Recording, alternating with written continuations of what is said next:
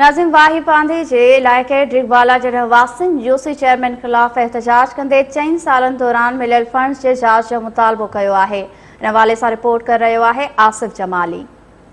UC chairman आहे जेको स्टा टर्म यूसी चेयरमैन थियो आहे, कंहिं बि क़िस्म जी का तरक़ियाती कमु कोन करायो अथसि। सफ़ाई जो तव्हां ॾिठो हूंदो निज़ाम, कुझु बि असां चऊं था माण्हुनि खे चवंदा असां FIR कराईंदासीं, तव्हांखे हीअं कराईंदासीं, हितां जे माण्हुनि खे धमकाए रहिया आहिनि। अस्पताल जो मसइलो आहे, पीअण जे पाणी जो मसइलो आहे, हिते जो वाटर सप्लाई बंदि लॻो पियो आहे। ग़रीबनि खे का बि शइ ड्रिगवाला में नथी मिले।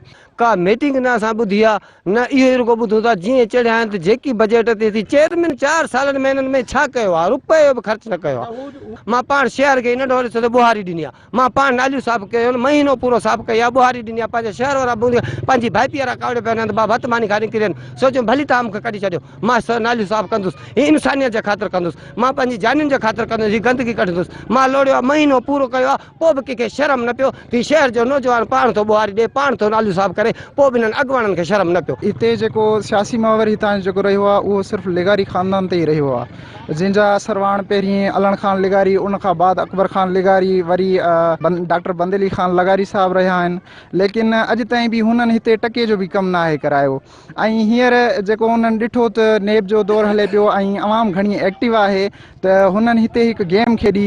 उन्हनि इहो कयो त हिते हिकिड़ो कठपुतली चेयरमैन लाथऊं त जीअं हू पंहिंजी करप्शन खे लिकाए सघनि, जंहिंखे हींअर 3 साल गुज़री विया आहिनि। ऐं अवां ॾिसंदव त यूसी में हींअर 5% बि कमु नाहे थियो। तक़रीबन टोटल जेका बजट अचे थी उहा काॾे थी वञे, कंहिंजे पेतियनि में थी वञे, का ख़बर नाहे। अवाम सरापा एहतजाज आहे। हींअर तव्हां ॾिसो असां रोडनि ते ईअं कोन आया आहियूं, असां मजबूत थी करे निकिता आहियूं। हे असांजी यूसी जी बिल्डिंग आहे, साम्हूं ॾिसो 5 लख रुपया असांजी बजट माहवार मिले थी। उन में असांजो चेयरमैन साहब चए थो त 2 लख रुपया मां मुलाज़िमनि मूं वटि जिन खे मां ॾियां थो। उहे मुलाज़िम काथे आहिनि, काथे था पघारूं खणनि, इहो तव्हां पंहिंजे साम्हूं ॾिठो। हिते को कंहिं ग़रीब खे रिलीफ न आहे। सर्टिफिकेट लाइ महीनो महीनो दर बदर थियणो थो पए। शहर गंदगी जो ढेर आहे। हिकिड़ो ई वाटर सप्लाई पीअण जो पाणी जो असांजो वाहिद ज़रियो आहे। 3 सालनि खां वठी हिकिड़ी फनी ख़राबी जे करे पियो आहे। इन जी बजट आहे, अलाए केरु थो खाए। इन्हनि जा मुलाज़िम सवाइ चौकीदार जे केर बि न आहे, अलाए काथे आहिनि। इहे असां पाण असांजा आइनी बुनियादी कानूनी असांजा हक़ आहिनि, लेकिन असांजा इन हक़नि जी वायलेशन आहे। यूसी चेयरमैन मुसलसल 4 सालनि खां माल खाईंदो पियो अचे, कंहिं ग़रीब खे कुझु बि न मिलियो आहे। ऐं शहर जी तव्हां पाण हालत ॾिठी आहे, गंदगी जो ढेर लॻो पियो आहे। लियाकत अली ख़ान जोतई साहब खे ऐं डॉक्टर बंदेली ख़ान लगारी साहब खे हथ बती थो रिक्वेस्ट थो कयां, खुदारा पंहिंजी यूसी खे बचायो। ऐं हे जेको आहे तव्हांजो यूसी चेयरमैन आहे, तमामु माण्हुनि खे मजबूर कयो आहे रोडनि ते निकिरण ते। ऐं माण्हू तव्हां खां भागी थी चुका आहिनि, ऐं जेके बि हाणे रहियल कुझु माण्हू आहिनि उहे बि भागी थी वेंदा। असांखे रोड जी टुकड़ी मिले, होॾो वाह असांजो घर खणंदो वञे, ऐं लुंडवा ऐं हेॾो असां तारूं आहिनि।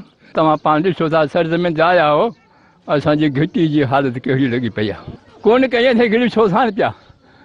हे नाली त असां चयो विच में छा हेॾे पासे में नाली ही उन्हनि माण्हुनि पूरे छॾी।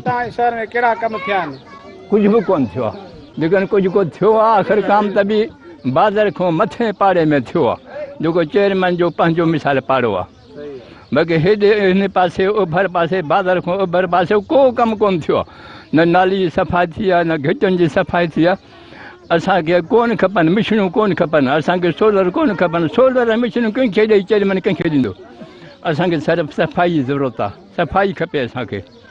सफ़ाई टके जी कान्हे, तव्हां पाण सरमिन ते ॾिसो था।